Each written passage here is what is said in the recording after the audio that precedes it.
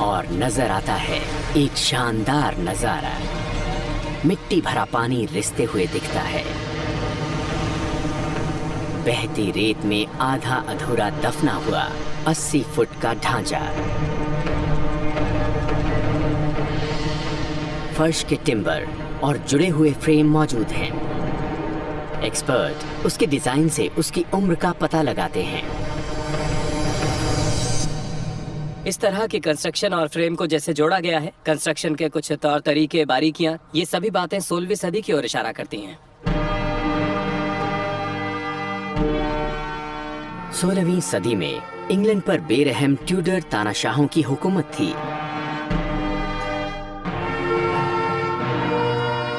इनकी हुकूमत में लंदन की दौलत और दुनिया पर छाने का जुनून आसमान छू गया।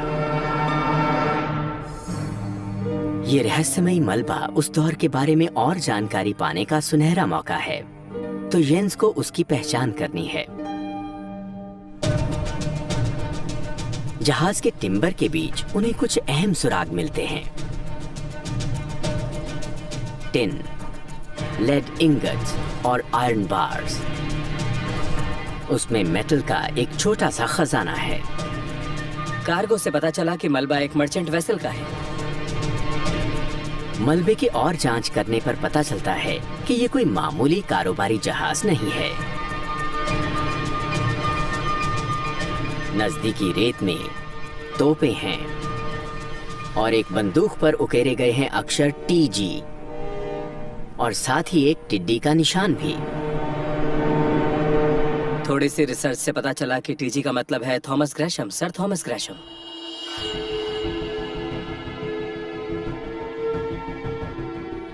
सर थॉमस ग्रेशम 16वीं सदी की जानी मानी हस्ती थे। उन हस्तियों में से एक जिन्होंने सबसे पहले इंग्लैंड को ग्लोबल पावर हाउस बनाया। थॉमस ग्रीशम अपने जमाने के सबसे महान फाइनेंसियर में से एक थे। दरअसल वो एक बहुत ही बेहतरीन और कामयाब कारोबारी थे। सन 1566 में ग्रेशम ने इंग्लैंड का सबसे पहला ट्रेडिंग सेंटर बनवाया, जिसका नाम था द रॉयल एक्सचेंज। देश के लिए वो इतना बड़ा पल था कि उसका उद्घाटन खुद क्वीन एलिजाबेथ ने किया था।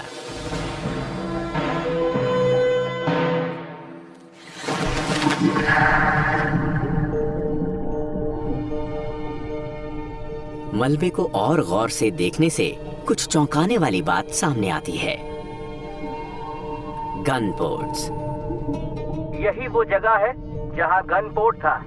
तो आप अंदाजा लगा सकते हैं कि ग्रेशम गन को यहाँ इस डेक पर पोजीशन किया गया था ताकि वो गन पोर्ट की ओर फायर करे, जो कि यहाँ पर है। मर्चेंट वेसल पर हथियारों का कारोबार नहीं होता था, वो तो उनसे लैस था। अब येन के फोरेंसिक रिसर्च की मदद से हम बीते जमाने में जाकर एलिजाबेथ के लंदन के इस रेलिक की असली शान वापस कायम कर सकते हैं। अपनी जगह से उठ रही ये 16वीं सदी की सबसे आधुनिक मर्चेंटमैन है।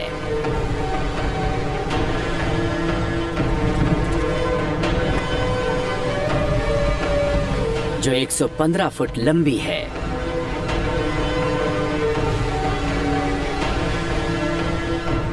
वजन 200 टन है, जिस पर 12 से ज्यादा तोपें लाद सकते हैं। ये उस जमाने का कारोबारी जहाज है जब इंग्लैंड पूरी दुनिया पर अपना दबदबा कायम कर रहा था। ट्रांसपोर्ट और कम्युनिकेशन में तब के जहाज की काबिलियत और अहमियत सच कहूं तो आज के रॉकेट जितनी है। पर एक कारोबारी जहाज पर इतना असला क्यों? जवाब वो कड़वी सच्चाई है जो लंदन की बढ़ती ताकत की वजह थी।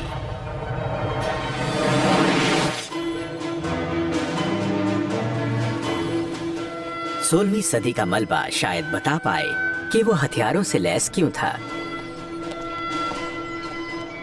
इन्वेस्टिगेटर येन ज़ावर आर्कियोलॉजिस्ट गुस्ताफ मिल्न की मदद लेते हैं। हमें जो मिला उस बारे में हमारे बीच मतभेद है। 1603 में इतना ही बड़ा जहाज डूबा था, वो भी लंदन से जरा सा दूर प्रिंसेस चैनल में। उस जहाज का नाम था चेरुबिम, जिसे हम कहते हैं लेवेंटर, यानी कि एक मर्चेंट मैन टर्की जाकर लौट आया लेवेंट कंपनी के साथ। थॉमस ग्रेशम चेरुबिम के मालिक नहीं थे, लेकिन उनके बीच नाता तो था। लेवेंट कंपनी ने ग्रेशम की आयरन फाउंड्री में बना असला इस्तेमाल किया, पर उसे इसकी जरूरत क्यों पड़ी? वो बस एक लेवेंटर नहीं थी, बल्कि एक प्राइवेटियर थी, पायरेट या लुटेरा, आप जो भी कहना चाहें। सन 1591 में उसने एजोर्स कैंपेन में हिस्सा लिया, अपनी बंदूकों के साथ स्पेन के गैलियंस पर हमला करने, जो कैरिबियन से सोना चांदी ला रहे थे। अपने जमाने के दूसरे अंग्रेजी जहाजों की तरह चेरुबिम भी एक पार्ट टाइम पायरेट जहाज था, जिसका काम था इंग्लैंड के दुश्मनों पर निशाना साधकर उनका खजाना लूटना। दुनिया पर सबसे पहले राज किया था स्पेन और पुर्तगाल ने, जो 16वीं सदी के आखिर तक मिलकर एक हुकूमत बन गए। तो बढ़ते हुए ग्लोबल ट्रेड का हिस्सा बनने के लिए इंग्लैंड का कुछ करना जरूरी बन गया था। उसे उस वक्त के मौजूदा हुकूमतों पर धावा बोलना था। क्वीन और उनके खास सलाहकार लॉर्ड एडमिरल सब के सब इस हिंसक व्यापार में शामिल थे। सबसे मशहूर कुछ अंग्रेजी सी कैप्टन पार्ट टाइम पायरेट्स भी थे, या जरा अदब से कहें तो वो सी डॉग्स थे। जब फ्रांसिस ड्रेक समुद्री रास्ते से पूरी दुनिया घुमाते तो अपने निवेशकों को यहाँ तक कि क्वीन को भी 4700% का मुनाफा कमा कर देते थे। देखा जाए तो ये आज के दौर के हिसाब से अरबों रुपए जितना है, जो बड़ी बात है। ये मुनाफा वाकई जबरदस्त था और लूटपाट के नतीजे काफी फायदेमंद। साल 2005 में पोर्ट ऑफ लंदन की एक सर्वे शिप नदी की तलहटी का मुआयना कर रही थी, जब उसके सोनार को कुछ खास मिला। बस उस तक पहुंच रहे हैं पॉल।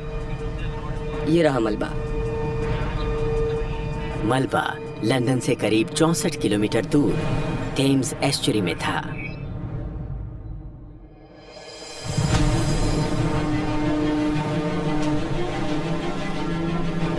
आर्कियोलॉजिस्ट एलिसन जेम्स और डाइवर स्टीव एलिस छानबीन करते हैं। उनका काम ये पता करना है कि साइट की कोई ऐतिहासिक अहमियत है या नहीं।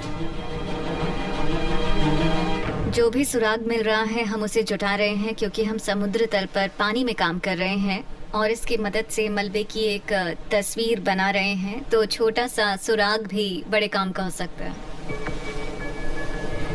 वो साइट स्कैन सोनार की मदद से और जानकारी जुटाते हैं। यहाँ पर डेटा है जो हमें टो फिश के जरिए मिल रहा है।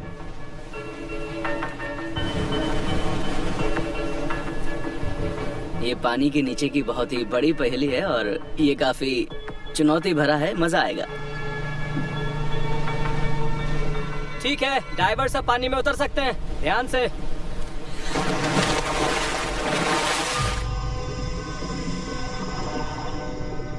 यहाँ पर कुछ भी देख पाना बहुत ही मुश्किल हो रहा है। विजिबिलिटी मेरे ख्याल से सिर्फ 1 फुट तक ही है। थेम्स में माहिर गोताखोर ही गोता लगा सकता है। यहाँ विजिबिलिटी बहुत कम होती है, तेज लहरें उठती हैं और साथ ही वेसल की लोकेशन भी इस काम को और मुश्किल बना देती हैं। सबसे पहले बड़े बड़े टिम्बर नजर आते हैं, फिर कुछ दिलचस्प मिलता है। देखो, वहाँ चिकनी मिट्टी में सिर्फ एक तोप का गोला है। यहाँ पर एक और भी है। तोप के गोलों के साथ साथ कुछ निजी चीजें भी तलहटी में बिखरी पड़ी हैं। एक सेलर की क्ले पाइप, एक नेविगेशनल डिवाइडर। सबूत हर तरफ हैं।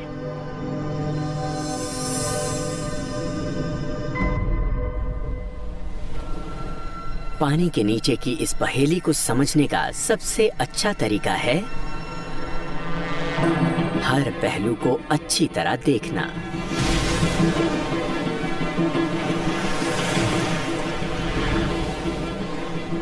एस्चुरी का पानी रिसता है, तब एक बार फिर पुरानी लकड़ी के जहाज का अवशेष नजर आता है। हल का 65 फुट लंबा सेक्शन थोड़ा बहुत चिकनी मिट्टी से दफना हुआ है। एक समय पर ये एक बड़ा जहाज था, पर अब बस उसके टुकड़े बचे हैं। हल के मेन सेक्शन के अंदर जूते, किताबें, सनडायल कंपास वगैरह बताते हैं कि मुसाफिर और क्रू को बच निकलने के लिए बहुत कम वक्त मिला।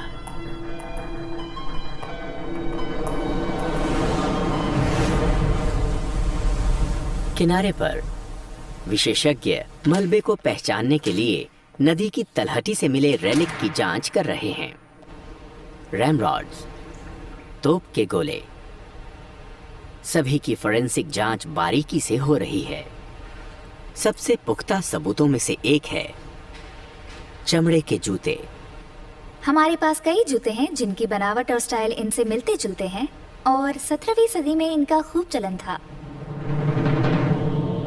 इस देश में समुद्र की तलहटी में 17वीं सदी का जहाज मिलना सच में बहुत ही कमाल की बात है।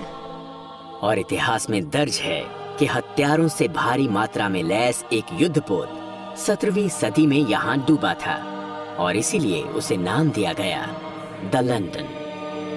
इस इलाके में द लंडन ही इकलौता जहाज है जो उस जमाने का, उस साइज का और उस स्केल का है। 17वीं सदी के मध्य में इंग्लैंड की हुकूमत ने कारोबार की हिफाजत के लिए नौसेना में भारी निवेश किया। अगर इंग्लैंड को सबसे ताकतवर बनना था तो समुद्री ताकत बढ़ानी जरूरी थी। इंग्लैंड के सबसे नए युद्धपोतों में से एक द लंडन शहर की बढ़ती ताकत की एक निशानी है। द लंडन एक भारी भरकम युद्धपोत है जो मैदान जंग में आगे बढ़कर दुश्मन को तहस नहस कर देगा। लेकिन ऐसे भारी भरकम युद्धपोत की कहानी एस्चुरी की तलहटी में कैसे खत्म हुई?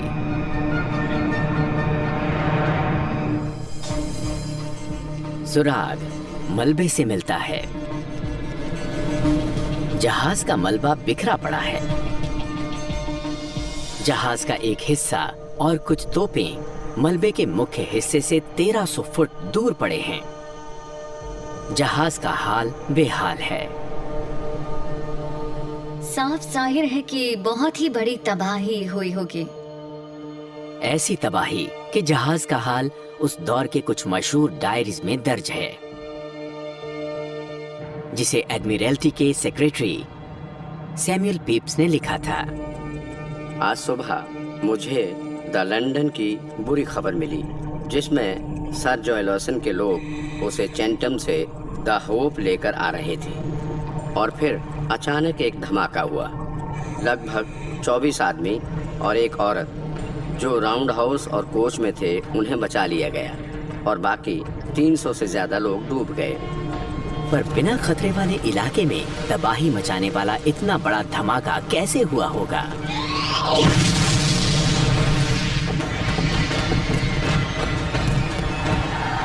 17वीं सदी के मध्य में इंग्लैंड और हॉलैंड के बीच जंग हुई। इंग्लिश चैनल में द लंडन की जंग की तैयारी चल रही थी कि अचानक उसमें धमाका हुआ। आर्कियोलॉजिस्ट्स को इसकी वजह जाननी है। सुराग मलबे में है। एक छोटे से सेक्शन में दबा पड़ा है एक गनर्स किट। रिकॉइल को घटाने के लिए ब्रीचिंग रोप्स, तोप निकालने के लिए हैंड स्पाइक्स और लिंड स्टॉक्स ताकि बंदूकें चलाई जा सकें। लेकिन ये साजो सामान गन स्टेशन के पास नहीं था, जैसा कि जंग के लिए तैयार जहाज में होना चाहिए।